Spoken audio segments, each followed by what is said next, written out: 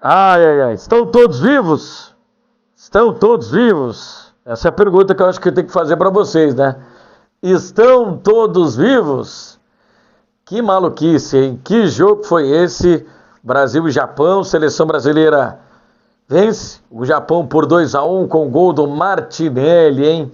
Aos 90 mais 6, já nos acréscimos, a seleção brasileira vence o Japão e conquista a sua passagem para as oitavas de final da Copa do Mundo FIFA 2026. Já vai deixando o like, já vai se inscrevendo no canal, já vai ativando as notificações, clicando no sino para você acompanhar sempre o conteúdo falando sobre Copa do Mundo aqui no Rodrigo Oliveira Esportes. Bom, como vocês já podem ver, já deu para perceber aí que a voz, né, foi pros caralho, né? Rapaz, a voz foi pros caralho porque, né, enfim, o clima tenso, né, como o jogo se desenhou tenso, né, e a gente conseguiu, né, essa vitória sensacional diante da seleção japonesa. Mas alguns pontos que a gente precisa tocar aqui, né, nessa partida, principalmente, né, em relação a algumas atuações individuais que tiveram desfechos, né, diferentes. Alguns jogadores começaram mal e conseguiram se recuperar dentro da partida. Outros jogadores não conseguiram se recuperar dentro da partida. Mas o Brasil conseguiu fazer, né, um jogo de insistência, um jogo de xadrez.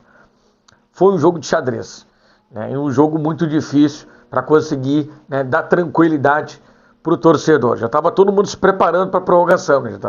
Já estava todo mundo imaginando que a decisão seria realmente na prorrogação, mas aparece o Bruno Guimarães dando um passe maravilhoso e aparece o Martinelli com o oportunismo, colocando a bola para o fundo do gol.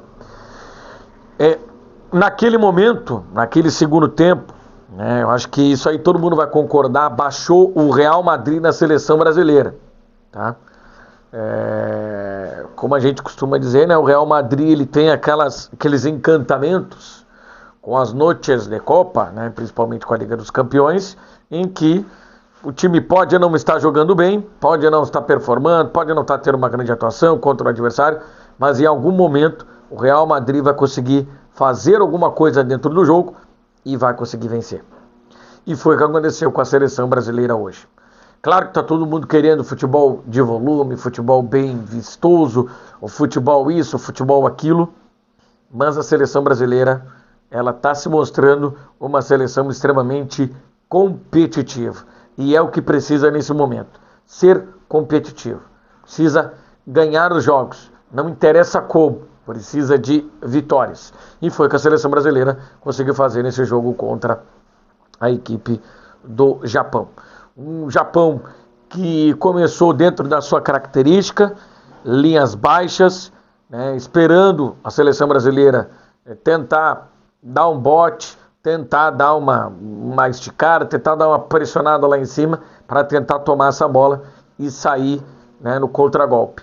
O japonês, o futebol japonês, o time japonês, ele não iria se meter de pato a ganso, né? Ele não iria querer agredir a seleção brasileira. O negócio era jogar na transição, esperar o erro da seleção brasileira, que poderia acontecer a qualquer momento, e tentar, no contragolpe, tentar na transição rápida, fazer o gol. O começo da seleção brasileira ele é bom, ele é de imposição, a seleção brasileira começou empurrando a seleção japonesa para a sua área, só que o Brasil tinha dificuldade, né? O Brasil chegava somente até a intermediária de defesa ali da seleção japonesa. A partir dali, né, com uma linha de 5 e outra linha com 4 jogadores ali, estava difícil, né? Virou a muralha de Tóquio ali na frente da defesa da seleção japonesa. E quando o Brasil conseguia, né, quebrar essa linha, conseguia, né, tentar uma jogada individual, sempre tinha um toque a mais, sempre tinha uma jogada que às vezes não era necessária, às vezes precisava ser mais direto para o gol, precisava ser mais letal, precisava ter mais essa impressão, né, de resolver o jogo de uma vez, esse feeling de decisão e de resolver o jogo uma vez. A seleção japonesa fez muito bem a marcação em cima do Vini Júnior, era sempre, né, uma marcação dupla e por vezes tripla, tinha marcação dupla, tinha uma sobra, então estava muito difícil para o Vinícius conseguir quebrar essa linha, né, na jogada individual, porque ele passava por um, já tinha outro e depois já tinha mais um na cobertura. Então, e o Vinícius tem essa dificuldade de fazer jogo combinado, né? O Vinícius Júnior é jogador para atacar espaço, é jogador para pegar a bola e tentar em velocidade o drible, a jogada individual e a finalização. Ele não é um jogador para fazer combinação, para tocar e receber, para tentar o drible, tocar, receber e tentar atacar o espaço. Não, ele precisa receber essa bola em velocidade. E o esquema da seleção brasileira é para potencializar isso, desde que tenha espaço, né? Contra o Haiti teve muito espaço, contra a Escócia teve muito espaço, então o Vini Júnior conseguiu fazer o seu jogo. Nesse jogo contra o Japão extremamente disciplinado taticamente, né? Todo mundo cumprindo aquilo que precisava cumprir. Então, era muito difícil, era muito complicado conseguir entrar na defesa do Japão. O Brasil até algumas vezes conseguiu entrar, finalizou, mas aí apareceu o bom goleiro Suzuki, né, fazendo importantes defesas.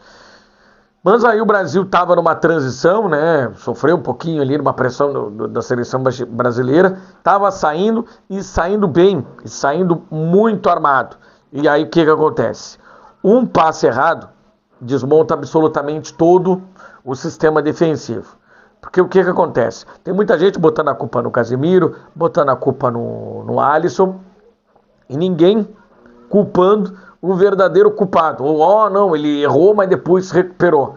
Mas a merda toda acontece porque o Danilo tem na frente dele o Ryan, que está livre e em progressão, e ele tem o Bruno Guimarães do lado dele, que está pressionado pela marcação. Aliás, não sei se era o Bruno Guimarães ou era o Matheus Cunha, mas era um dos dois que estava ali no meio campo, e vinha um jogador de frente do Japão. E aí o Danilo resolve fazer um passe, né, na frente, cortando o centro do campo, com a tua defesa toda se armando para sair para o contragolpe. E no momento em que ele erra aquele passe, arrebenta tudo que acontece a partir dali, ninguém mais é culpado. Por quê? Porque o teu time está saindo. Ah, mas o Casemiro podia dar o bote. Ah, mas o Gabriel Magalhães não bloqueou o jogador. Ah, mas o Alisson não fez o milagre. Por favor, né, gente? Por favor, vocês estão sempre culpando as pessoas que não cometeram erros. Vocês têm que culpar quem realmente errou. E o erro foi do Danilo. E o Danilo é um cara puta velha do futebol. É um cara experiente.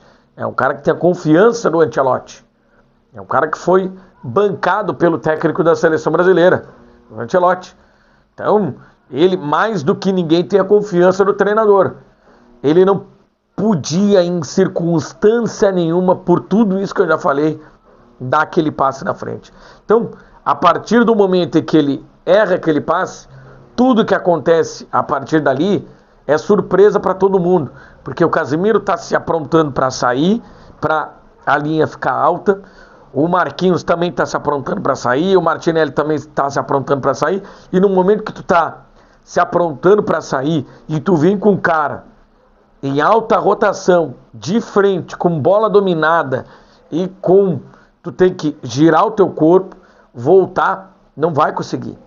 Não vai conseguir. Humanamente e a física também não permite. Então muita gente culpou o Casemiro pelo Casemiro ter sofrido, por não ter matado a jogada. Ele já tinha cartão amarelo, né? Se ele matasse a jogada, ele seria expulso. Né? E também porque o Gabriel Magalhães não cortou o lance, ou não bloqueou o lance, e depois porque o Alisson não fez a defesa. Mas ninguém colocou a culpa no verdadeiro culpado, que foi o Danilo. Né? O Danilo se recupera no jogo. E depois vai ter uma boa atuação. Mas ele foi o cara que fez toda a lambança do primeiro gol.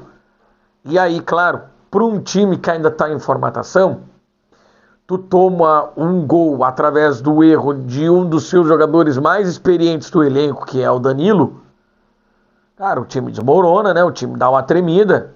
E o Brasil teve ali, até o final da primeira etapa, momentos complicados dentro do jogo. Momentos difíceis, onde o Japão poderia até ter matado o jogo. O Japão poderia até ter feito, né, o segundo gol e ter liquidado a fatura. Só que o Japão respeitou demais o Brasil. O Japão resolveu que era para jogar com as linhas baixas. Ele fez o gol. Não, vou me defender agora porque o Brasil não vai conseguir fazer o gol, porque o Brasil não vai conseguir tentar pressionar. Só que, cara, do outro lado tem a seleção brasileira. Do outro lado tem o Brasil que, mesmo não estando nas suas melhores condições, mesmo seus jogadores não estando bem, é a seleção brasileira, gente. É a seleção brasileira. Essa camisa é muito pesada. No intervalo, né, o Paquetá se machuca e aí o Ancelotti faz a troca, né? Ele coloca o Endrick, né, para ter essa posição mais à frente e para tirar a sobra dos japoneses, né? Os japoneses, além de ter a linha de 3 ou a linha com 5, eles já estavam tendo sobra. Então, ele coloca, né, esse jogador para tirar a sobra dos jogadores japoneses. O Endrick, ele não entrou como todo mundo imaginava, que ele iria entrar, fazer 3 gols, resolver a partida. Não, pelo contrário. Ele tem participação em alguns lances, ele briga, ele é lutador, não tem bola perdida para ele, mas ele fez, a importância dele tática era muito maior do que a importância dele técnica, porque a seleção brasileira precisava, né, fazer com que os japoneses tivessem dúvidas em relação aos posicionamentos. Então, no momento em que o Ancelotti ele coloca o Endrick, ele deixa Raia do lado, o Vini Júnior do outro e o Endrick centralizado, com o Matheus Cunha fazendo essa aproximação. Ele manteve, né, o tripé de meio campo e ele manteve também, né, o trio ofensivo. Só que precisava mais, porque mesmo assim sempre tinha sobra, né? A seleção japonesa estava com a linha de 5, então quando o Vini ia tentar alguma coisa, 2 fechavam e ainda ficava a sobra. Então estava difícil entrar. E aí, claro, né, para tu conseguir abrir defesa, precisa de passe qualificado. Tu precisava, né, ter alguém que pense o jogo. Mesmo que não tenha mobilidade, precisava alguém que entrasse no jogo para conseguir dar o passe para quebrar a linha. O nome ideal seria, com certeza, o Neymar. E até 60 e poucos ali, para entrar nessa defesa, era o Neymar. Porque o Neymar tinha o passe. Mas o Ancelotti pensou diferente de todo mundo, porque ele pensou no Martinelli. E aí ele foi mais na questão tática do que propriamente naquilo que muito treinador brasileiro faz, que é: vamos colocar os caras lá e vamos tentar ganhar na empurrância. Não, ele tentou ganhar o jogo na qualidade técnica e na qualidade tática, mostrando que ele é um grande treinador, o Carlo Ancelotti. Então, a gente viu a seleção brasileira com o Martinelli abrir ainda mais a defesa da seleção japonesa. Então, ele coloca Vini Júnior e Endrick centralizados, Raia do lado, o Martinelli do outro, no lugar do Matheus Cunha, porque não tinha mais necessidade de ter o Matheus Cunha ou de ter um jogador que jogasse pelo centro, né? Porque estava fechado por ali. Então tu protegia deixava apenas o Casemiro ali, que esporadicamente a seleção japonesa iria sair, soltava mais o Bruno Guimarães para ocupar a faixa central, né, para ser esse cara que ficava ali fazendo, né, esse trilho, e tentava alargar o campo, tentava gerar dúvida no sistema defensivo da seleção japonesa. Só que o Brasil conseguiu o gol numa bola cruzada, né? Depois do escanteio, a seleção brasileira manteve a posse de bola, ficou trocando ela até encontrar o momento do Gabriel Martinelli, do Gabriel Magalhães, e ele faz um cruzamento espetacular, enquanto o Casemiro, né, na grande área, o Casemiro acaba fazendo o gol. O Casemiro se redime de uma culpa que ele não teve, tá? Muita gente culpou o Casemiro, disse que ele se redimiu, mas de uma culpa que ele não teve, tá? O Casemiro, mas é bom que se diga, o Casemiro não tá bem, tá? O Casemiro não está bem, ele não foi bem no jogo contra Marrocos, ele não foi bem no jogo contra a seleção japonesa em alguns momentos, principalmente em momentos que ele tenta dar um toque, ele tenta tocar a bola, me pareceu que ele estava meio perdido, sem entender os posicionamentos, mas o gol não é culpa dele. Porque ele deveria estar cobrindo, mas a seleção brasileira está com a bola dominada, gente. Isso é básico do futebol. Quem entende futebol sabe que no momento que tu tá saindo pro ataque pelo lado do campo, o teu time não pode ficar esperando alguém errar o passe e para tentar recuperar. Não, pelo contrário, o time tem que sair para tentar empurrar o time adversário pro lado. Então o time estava saindo. Não tinha como o Casemiro prever que o Danilo ia errar o passe. Então no momento que o Danilo erra o passe, um cara do Japão vem de frente, vem em alta velocidade, o Casemiro tem que parar o progresso que ele está tendo para retomar. Cara, perde muito tempo para um cara de 34 anos. Então a culpa, ela não é do Casemiro. Mas o Casemiro se recuperou de uma culpa que ele não teve. Empatou o jogo e a partir do empate, a seleção japonesa morreu e só deu Brasil. E o Brasil empilhou oportunidades. Teve duas claras, né? Uma num bate-rebate que o cara tirou praticamente em cima da linha ali, o Tomiyasu, e teve aquela maravilhosa do Vini Júnior, que ele ia fazer o gol da Copa, né? Que ele dá uma caneta no jogador, ele faz o diabo com a defesa japonesa, bate pro gol e o goleiro Suzuki ainda toca na bola, ela pega na trave e não entra.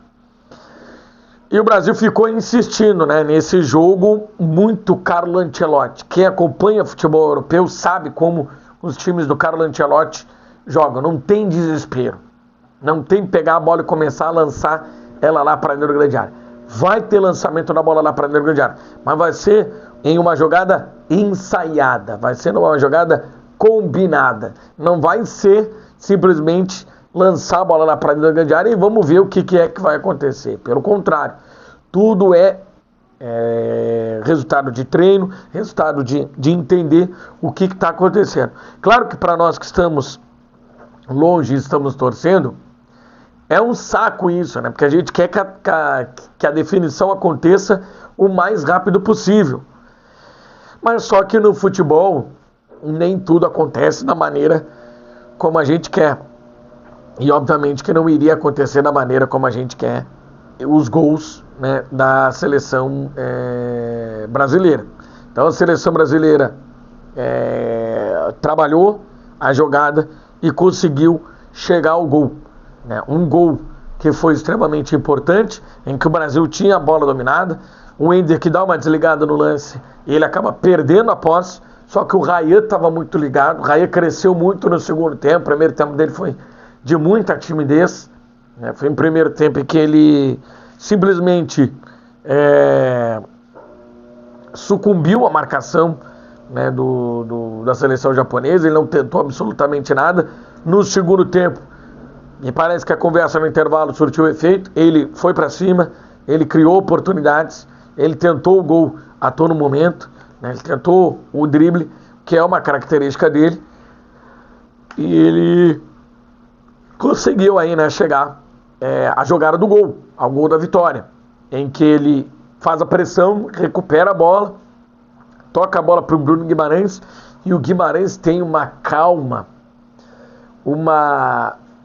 ele tem um sangue muito frio, em que ele espera o momento certo para fazer o passe para o Martinelli, e aí o Martinelli está de frente para o gol, livre, e aí ele não desperdiça, o goleiro Suzuki ainda toca na bola para aumentar um pouco ainda a tensão, mas a bola acaba indo para o fundo da rede e a seleção brasileira finalmente vira o jogo. Depois o árbitro ainda deu mais 5 minutos de acréscimo, já estava com 95 e 50 quando sai o gol da seleção brasileira, e ele dá mais 5 minutos de acréscimos, que ele já tinha dado 6, né? E aí, claro, gerou ali um desconforto, né? Porque o time do Japão começou a lançar a bola lá para frente, mas a seleção brasileira conseguiu se comportar muito bem defensivamente. Então eu acho que em nenhum momento ficou aquele sentimento, ficou aquela, pô, será que vai dar, será que não vai dar, será que a gente vai conseguir, será que a gente não vai conseguir? Não, pelo contrário. A seleção brasileira a todo momento dava para ver que a seleção brasileira iria fazer o gol. Só que o gol não é no nosso tempo. O gol é no tempo do treino do Ancelotti, das jogadas que o Ancelotti trabalha ao longo da semana. É uma seleção calejada, é uma seleção que está tomando muita porrada, mas mesmo assim está se mantendo viva. E é extremamente importante essa vitória contra a seleção japonesa. Tava todo mundo com medo da seleção japonesa, né? Até os próprios japoneses estavam com medo do próprio Japão. No momento que o Brasil apertou e o Brasil jogou como o Brasil, baixou aquela noite Real Madrid na seleção brasileira, aí as coisas começaram a funcionar. Bom, Noruega ou Costa do Marfim, um dos dois virá pela frente. Ainda assim, contra africanos, é um jogo difícil. Os africanos estão cada vez mais europeus, estão cada vez menos africanos, estão cada vez mais táticos, estão cada vez mais jogadores que sabem jogar na adversidade. Então se torna um jogo perigoso. E do outro lado, a seleção norueguesa, que é uma seleção que tem um ataque muito forte, um ataque muito potente, mas não tem uma defesa tão boa, né? Então o Brasil consegue sim fazer enfrentamento de igual. E, meu amigo, se o Brasil passar, chegar nas quartas de final, essa seleção caleja muito e chega muito forte para essa Copa do Mundo, tá? Deixa o velho trabalhar, porque o velho sabe o que ele está fazendo. Se inscreve no canal, ativa as notificações clicando no sininho, deixa o like, comente, compartilhe. Perdoa pela voz, mas enfim, vamos Brasil, vamos para cima deles.